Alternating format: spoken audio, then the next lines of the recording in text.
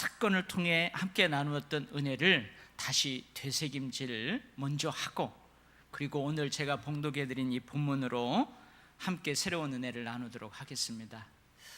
온 세상 사람들이 같은 언어로 같은 말을 하면서 활발한 의사소통을 하면서 살아간다는 것, 이것은 하나님의 축복입니다. 견고한 건축 자재, 건축수를 발명한 사람들의 지혜와 진보하는 과학 기술은 하나님의 축복입니다. 바벨탑 사건은 이러한 하나님의 축복으로 우리도 하늘의 보좌까지 올라가 보자, 우리도 하나님과 같이 들 수 있다, 그러면서 인간이 하나님께서 부여하신 한계선을 넘어 하나님의 보좌까지 넘본 탐한 사건입니다. 온 땅에 흩어짐을 면하려고 했던 이 바벨탑 사건은 생육하고 번성하여 땅에 충만하라는 그 하나님의 축복이자 명령을 거부한 사건, 인간이 하나님께 반항한 사건입니다. 하나님의 홍수 심판 이후 사람에게는 홍수에 대한 불안감이 있었어요. 그러나 불안해하지 말라고 하나님께서는 인간들에게 무지개 언약을 주셨어요. 탑 꼭대기를 하늘에 닿도록 바벨탑 사건을 쌓은 이 일은 무지개 언약을 주신 하나님을 믿지 못하는 불신앙의 사건입니다. 하나님께서는 언어의 혼잡이라는 징계를 통해 같은 언어로 같은 말을 하며 활발한 의사소통을 하며 살아갈 수 있는 그 사람들에게 주신 축복을 거두어 가셨어요. 그러나 하나님께서는 생육하고 번성하여 땅에 충만하라는 온 세상을 위한 더 크고 중요한 축복을 계속 이어가게 하셨습니다. 바벨탑 사건을 통한 언어의 혼잡, 이것은 하나님의 징계였지만 더 크고 중요한 축복을 이어가게 하시는 또 다른 하나님의 은혜입니다. 할렐루야. 오늘 본문에서는 셈의 족보를 특별하게 따로 기록하고 있습니다. 그래서 여러분, 이 1장부터 11장까지 읽어보면 나이를 함께 기록하고 있는 족보는 창세기 5장 아담의 족보예요. 그래서 아담의 족보와 오늘 홍수 심판 이후에 기록된 셈의 족보를 한번 비교해 봤어요. 근데 홍수 심판을 전후로 해서 인간의 평균 수명이 점점 줄어듭니다. 홍수 이전 평균 수명은 몇 살이었느냐? 약 900살이에요. 900살. 1000년 가까이를 살았어요. 아담이 930년을 살았어요. 셋은 912년. 우리가 잘 아는 것처럼 성경에 기록된 인물 중에서 가장 오래 산 인물 무두셀라는 969세, 노아는 950세를 살았어요. 근데 홍수 이후에 수명이 줄어들어요. 그리고 첫 아이를 출산하는 그 나이도 빨라져요. 노아의 아들 셈은 600년을 삽니다. 에벨은 465년을 살아요. 여러분, 아브라함은 몇 년을 살았을 것 같아요? 175년을 삽니다. 이삭은요, 아브라함의 아들 이삭은 180년, 이삭의 아들 야곱은 147년, 야곱의 아들 요셉은 110세를 살아요. 아담의 족보는 아담으로부터 시작해서 아담의 10대 손인 노아로 마무리합니다. 아담의 자녀들, 또 그 자녀들의 자녀들, 그 자녀들의 자녀들이 참 많아요. 수많은 그 가문의 줄기들이 온 땅으로 뻗어나갑니다. 그런데 아담의 족보는 그 많은 자녀들을 다 기록하지 않아요. 노아가 태어나게 되는 가문의 그 줄기만 기록하고 나머지 가문은 다 가지치기를 합니다. 이런 점은 아담의 족보의 포커스가 누구에게 있다는 거예요? 노아에게 있다는 거예요. 그리고 실제로 이 창세기 5장 아담의 족보 이후에 노아의 기록에 대한 것이 이어져요. 오늘 본문에서는 셈의 족보만을 특별하게 따로 기록하고 있어요. 노아의 세 아들이 있잖아요. 야벳의 족보는 특별하게 기록하지 않습니다. 함의 족보도 특별하게 기록하지 않습니다. 근데 오늘 제가 여러분에게 읽어드린 이 셈의 족보는 셈으로 시작해서 셈의 10대 손인 아브라함으로 마무리합니다. 역시 아브라함이 태어나게 되는 가문의 줄기만을 기록하고 나머지 가문은 다 가지치기를 합니다. 여러분, 이 셈의 족보의 포커스가 어디에 있다는 거예요? 아브라함에게 있다는 거예요. 제가 설교할 때 어느 때는 아브람, 어느 때는 아브라함, 어느 때는 사레, 어느 때는 사라 그렇게 하는데요, 나중에 아브라함이 아브라함, 사레가 사라로 이름이 바꿔요. 그래서 제가 같이 써도 그 사람이 그 사람인 줄 알고 잘 들으실 수 있기 바랍니다. 이처럼 아담의 계보는 셋, 노아, 셈, 그리고 아브라함으로 이어집니다. 그리고 역시 셈의 족보 이후 실제로 이제 12장부터 아브라함에 대한 기록이 이어져요. 제가 이 족보를 한번 각 사람들 나이를 딱 기록하면서 한 두 가지를 특별하게 살펴봤어요. 여러분, 노아가 600살 때 홍수 심판이 일어났어요. 이후 노아는 350년을 더 살다가 950세에 죽습니다. 좀 엉뚱한 질문일지 모르는데, 여러분, 노아, 그 다음에 셈의 10대 손이 아브라함이에요. 근데 노아가 죽는 그 당시 아브라함은 태어났을까요? 안 태어났을까요? 노아가 거의 1000년을 살잖아요. 노아가 죽을 즈음 그때 아브라함이 태어났을까요? 안 태어났을까요? 10대 손인데 태어났어요. 노아가 죽을 때 아브라함의 나이가 몇 살이었냐면 57세. 그러면 노아의 아들 셈이 있어요. 셈이 98살 되던 해에 홍수 심판이 일어났어요. 그리고 홍수 심판 이후 2년 지난 다음에 셈은 아르박삿을 낳아요. 발음하기 힘들죠. 아르박삿을 낳습니다. 이후 셈은 500년을 더 살다가 600세에 죽어요. 자, 그러면 셈의 10대 손인 아브라함은 175세에 죽거든요.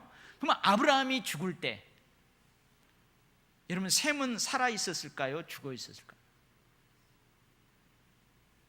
예, 셈은요 아브라함보다 5년을 더 삽니다. 그래서 아브라함이 죽고 난 뒤 5년 후에 셈이 죽어요. 근데 이제 창세기 12장을 아브라함하고 관련된 기록을 읽어보신 성도님들은 잘 아시겠지만 아브라함의 생애에 노아가 살아 있었어요.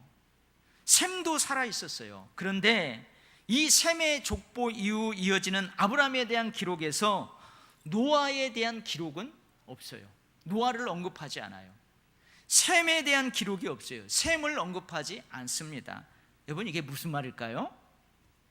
이제는 아브라함에게 초점이 맞추어져 있다는 말이에요.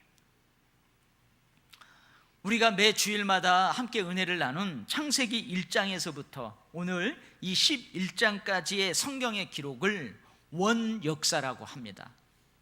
이 원역사는 이 사람들의 손으로 기록된 역사 이전의 역사에 대한 기록이에요. 그래서 그때는 이 손으로 기록된 역사가 아니니까 뭐에서 뭘로 전해지겠어요? 입에서 입으로 전해집니다. 그래서 원역사에서 중요한 4가지 사건이 있어요. 뭐가 중요해요?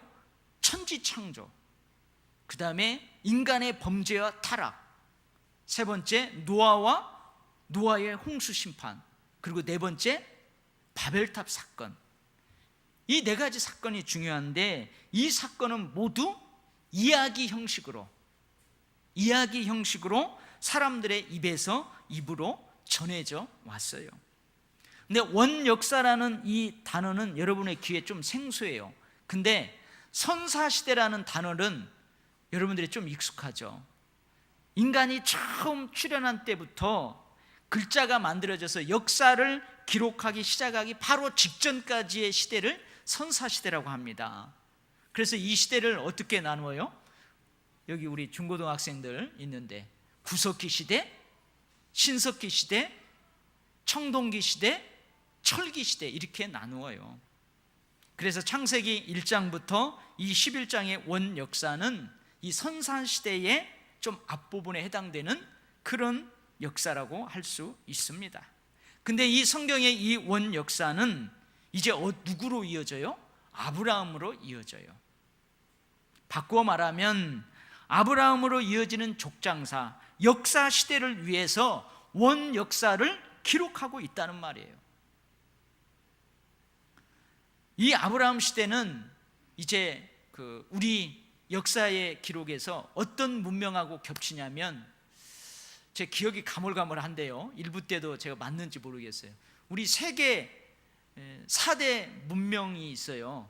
그게 뭐냐면 저 이집트에 있는 나일강 문명, 그 다음에 또 어디 있어요? 저 인도의 인더스 문명, 그 다음에 저 중국의 황하 문명, 그리고 메소포타미아 문명, 유프라데스 티그리스 강이 있는 거기 메소포타미아 문명. 그래서 이 아브라함의 시대는 어느 문명하고 겹치냐면 그 메소포타미아 문명하고 문명의 시작과 겹칩니다. 우리가 잘 알고 있는 것처럼 원 역사에서 보여주는 한 가지 특징이 있어요. 창세기 1장에서부터 쭉 11장까지 계속해서 우리에게 보여주는 한 가지 특징이 있는데요, 그게 뭐냐? 인간은 하나님을 실망시킨다는 거예요. 그럼에도 불구하고 하나님은 하나님의 뜻을 계속해서 이루어 가신다는 것입니다. 아담과 하와, 하나님의 명령에 불순종함으로 하나님을 실망시켰어요. 그래서 에덴 동산에서 쫓겨나요. 그러나 하나님은 그들에게 무엇을 지어줘요? 가죽옷을 만들어 입혀요. 아담의 아들 가인과 아벨 역시 형 가인이 동생 아벨을 쳐 죽임으로 하나님을 실망시켜요. 그러나 하나님은 범죄한 가인에게 은혜의 표식을 주셨어요. 그리고 아담에게 셋이라는 아들을 주십니다. 그러나 셋의 후손들 역시 하나님을 실망시켜요. 그래서 하나님께서는 어떻게 하시냐? 홍수로 이 땅의 모든 생물과 이 땅의 모든 사람들을 다 쓸어버리셨어요. 그러나 하나님께서는 노아와 그 가족에게 은혜를 베푸시고 그들을 선택하셨어요. 원 역사에서 이처럼 하나님께서는 하나님께 선택을 받은 자, 하나님의 은혜를 받은 자, 남은 자, 한 개인을 통해서 하나님의 뜻을 이루어 가십니다. 인간의 범죄, 그들로 인한 실망 속에서도 하나님께서 계속해서 이루어 가시고자 하시는 그 계획이 있어요. 여러분, 그 계획이 무엇이냐? 창세기 3장 15절에서 밝히셨어요. 내가 너로 여자와 원수가 되게 하고 네 후손도 여자의 후손과 원수가 되게 하리니 여자의 후손은 내 머리를 상하게 할 것이요 너는 그의 발꿈치를 상하게 할 것이니라. 하나님께서 인간을 범죄케 만든 그 사탄에게 하는 말씀이에요. 하나님께서 계속해서 이루어 가시는 그 뜻과 계획은 인류의 구원이에요. 인류의 구원을 위한 메시아 예수 그리스도이십니다. 인류의 구원 역사예요. 그래서 이 원 역사에서는 이 인류 구원 역사를 위해서 하나님께서는 한 개인을 선택하세요. 한 사람을 선택하세요. 그 한 사람에게 은혜를 베푸세요. 그 한 개인을 인류 구원을 위해 남은 자로 구별해 두세요. 셋이 그랬고 노아가 그랬고 셈이 그랬습니다. 그리고 이 하나님의 인류 구원의 역사는 이제 셈에서 아브라함에게로 이어져요. 그런데 이 아브라함으로부터 시작되는 인류 역사에서 하나님의 구원 역사는 원 역사하고는 좀 달라져요. 이제는 한 민족, 한 국가를 선택하십니다. 좀 더 엄밀하게 말하자면 이제는 한 개인을 선택하셔서, 아브라함이라는 한 개인을 선택하셔서 그 개인으로 큰 민족을 만드세요. 큰 나라를 만드세요. 그리고 하나님께서는 그 민족, 그 국가의 역사를 통해 하나님의 구원 역사를 이루어 가세요. 그 민족을 통해 이 땅의 모든 족속들에게 하나님의 구원 역사를 보여주십니다. 창세기 3장 15절을 통해 알리신 하나님의 인류 구원 역사를 이루어가기 위해서 하나님께서는 노아를 선택하셨고 셈을 선택하셨고, 노아의 후손 중에서는 데라를 선택하십니다. 그리고 데라의 아들 중에서는 누구를 선택하세요?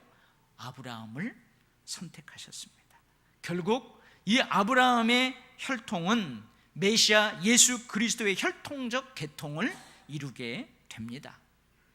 자, 그러면 이제 이 하나님의 인류 구원 역사를 위해 선택받은 이 데라와 그의 아들 아브라함의 가정을 한번 살펴보도록 하겠어요.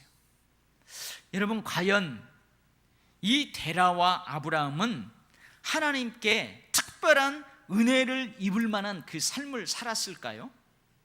이게 다른 사람들하고는 다르게 하나님께 특별한 선택을 받을 만한 의롭고 경건한 삶을 살았을까요? 여러분, 창세기 6장 8절 말씀입니다. 그러나 노아는 여호와께 하나님께 은혜를 입었더라. 우리 이미 이 본문에 대해서 설교할 때 살펴보았지만, 여기에서 은혜라고 번역하고 있는 원래의 단어가 헨이라는 단어예요.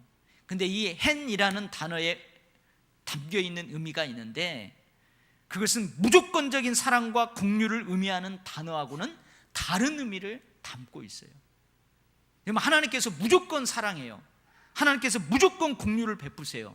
이것은 헤세드라는 단어예요. 근데 이 헨이라는 단어는 어떤 의미가 있느냐? 먼저 은혜를 받는 자가 경건하고 의로운 자여야 한다는 조건을 필요로 하는 단어라고 제가 설명을 했어요. 이게 무슨 의미냐면, 하나님께서 노아에게 은혜를 베풀었어요. 근데 하나님께서 노아에게 은혜를 베푸는 까닭은 노아의 삶이 하나님의 마음에 들었기 때문이라는 말이에요.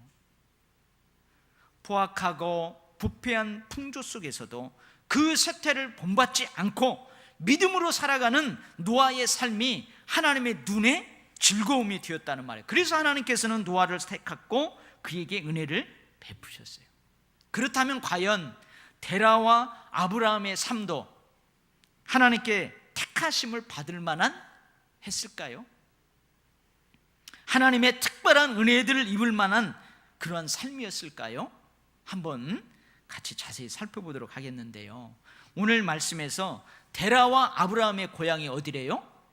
갈대아 우르입니다. 이 갈대아 우르는 지난번에 설명한 것처럼 티그리스와 유프라데스 강이 만나는 지점이에요. 거기서 두 강이 만나서 이 페르시아만 그 바다로 흘러들어가는 그 지역입니다. 당대 최고의 문명지인 메소포타미아 지역이에요. 아까 메소포타미아 문명 이야기를 했잖아요. 당시 문명의 중심지였어요. 그래서 이 아브라함 시대에 그 갈대아 우르에서 유물들이 출토되었어요. 근데 금관, 은잔, 특별히 여러 가지 세공품들이 많이 출토되었습니다. 그만큼 세공 기술이 발달했다는 말이죠. 그리고 출토된 이 세공품 중에서는 아주 섬세하게 세공된 각종 우상들도 많았어요. 근데 우리가 여호수아 24장을 읽어보면, 여러분, 여호수아 24장은 어떤 내용이냐면, 하나님께서 모세 대신 여호수아를 세워요. 그래서 이 여호수아를 통해서 가나안 땅을 점령하고 각 지파들에게 땅을 부패하는 그 임무를 맡겼어요. 근데 여호수아가 그 임무를 완수하고 죽기 직전에 이스라엘 백성들에게 마지막으로 하는 고별 설교의 내용이에요. 근데 그 내용 중에서 갈대아 우리에 살았던 데라의 가정을 조금 엿볼 수 있는 기록이 있어요. 2절 말씀이에요. 2절 말씀. 이스라엘의 하나님 여호와께서 이같이 말씀하시기를 옛적에 너희 조상들 곧 아브라함의 아비 나홀의 아비 데라가 강 저편에 거하여 다른 신들을 섬겼으니, 이 말씀에 의하면 데라와 아브라함의 가족은 저 갈대아 우르에서 하나님이 아닌 다른 신들을 섬겼어요. 그리고 특별히 이 유대인들에게 전해지는 전승에 있거든요. 그 전승에 의하면 이 아브라함의 아버지 데라는 불을 관장하는 그 신을 숭배하는 우상 숭배자였어요. 이렇게 우상을 섬기면서 섬세하게 세공된 우상들을 만들어 가지고 그 우상을 파는 장사꾼이었어요. 여러분 어떻습니까? 데라와 아브라함을 하나님이 기뻐하시겠어요? 하나님이 가장 싫어하는 것이 우상을 숭배하는 거예요. 근데 데라와 아브라함이 이 우상을 섬기고 또 많은 사람들이 그 우상을 섬길 수 있도록 우상을 아주 정교하게 만들어서 팔아서 그걸 먹고 살아요.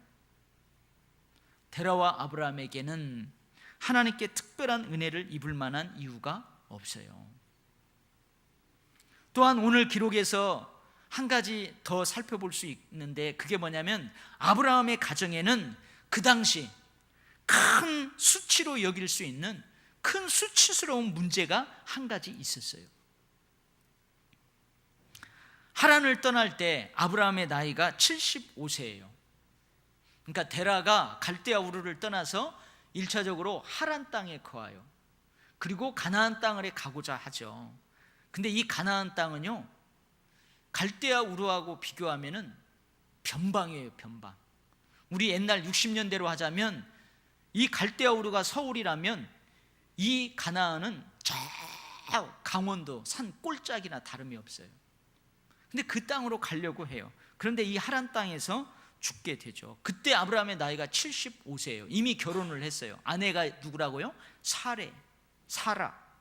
근데 오늘 본문에 보니까 사라가 임신을 하지 못해요. 그러니까 아직까지 자식이 없어요.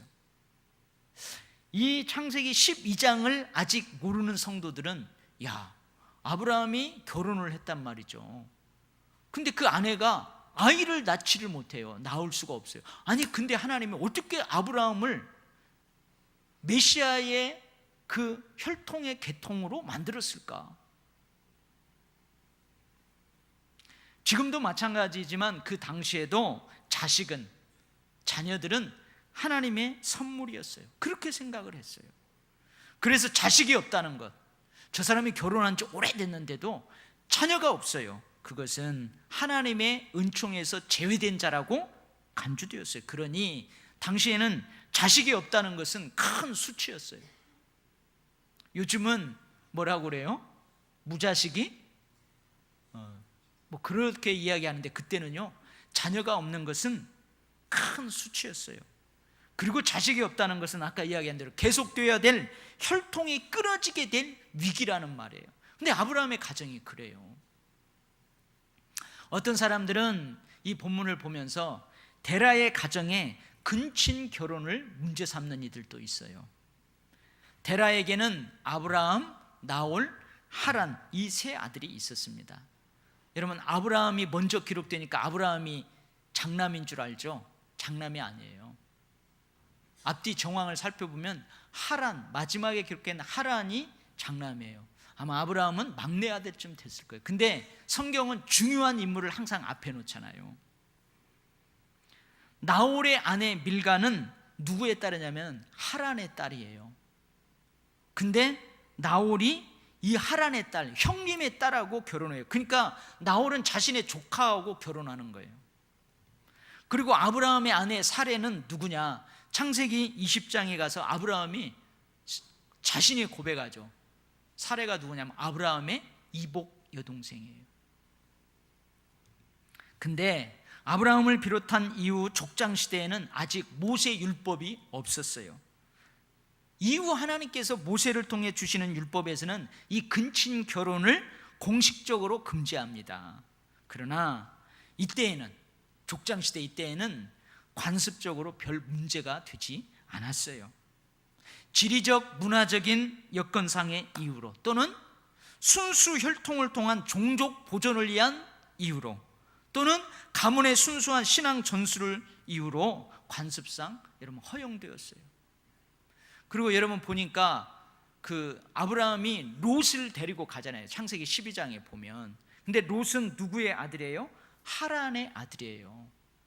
근데 하란이 미리 죽었어요. 그래서 롯을 아브라함이 데리고 가요. 그래서 많은 성경학자들은 그 당시 문화가 있었어요. 관습이 있었는데 그게 뭐냐면 아버지가 일찍 죽으면 그 아버지의 형제들 중에 누군가 그 아들을 양자로 삼아요. 그래서 아마 아브라함이 롯을 데리고 가잖아요.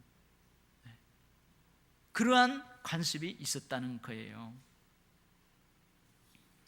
저는 이런 데라와 아브라함을 생각하면서 홍수 이후 하나님께서 하신 말씀이 또 떠올랐어요. 아브라함 데라, 하나님께 선택을 받을 만한 조건이 없잖아요. 여러분, 홍수 이후 하나님께서 사람들에게 하신 말씀이에요. 그 말씀이 또 떠올랐어요. 창세기 2장 21절 말씀이 내가 다시는 사람으로 말미암아 땅을 저주하지 아니하리니 이는 사람의 마음이 계획하는 바가 어려서부터 악함이라. 내가 전에 행하던 것 같이 모든 생물을 다시 멸하지 아니하리니. 무슨 말이에요? 사람의 마음이 계획하는 것이 어려서부터 악해요. 그렇기 때문에 하나님께서 온 땅을 홍수로 쓸어버리셨어요. 근데 같은 이유로 다시는 홍수로 이 땅을 멸하지 않겠다고 말씀하세요. 여러분, 이게 어떤 의미라고 그랬죠? 인간은요, 홍수 심판으로 바뀌지 않는다는 거예요. 쉽게 바뀌지 않는다는. 그래서 어떻게 하겠대요? 하나님께서 마음을 바꾸시기로 한 거예요. 그럼에도 불구하고 내가 너희들에게 은혜를 베풀겠다. 그럼에도 불구하고 내가 너희에게 긍휼을 베풀어서 너희를 구원하겠다. 할렐루야. 그렇습니다. 하나님께서는 그럼에도 불구하고 데라와 아브라함을 선택하셨어요. 그들에게 은혜를 베푸셨어요. 하나님께서는 그럼에도 불구하고 아브라함을 선택하셔서 인류 구원의 역사를 이루어 가세요. 아브라함을 선택하셔서 큰 민족을 이루게 하세요. 그리고 그 민족을 통해 인류 구원의 역사를 계속해서 이루어 가십니다. 창세기 3장 15절에서 밝힌 인류 구원의 뜻과 계획을 이루어 가세요.